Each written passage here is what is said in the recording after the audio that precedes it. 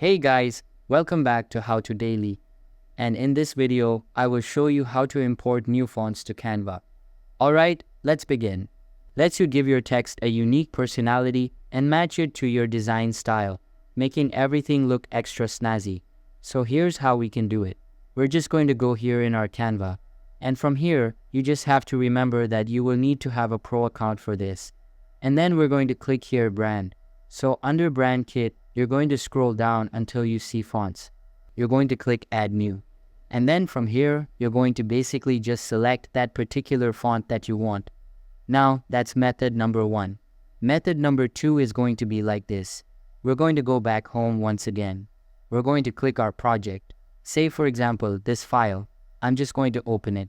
Now in this file, and then I'm going to here on the text, and I'm going to click this one here, add your brand font.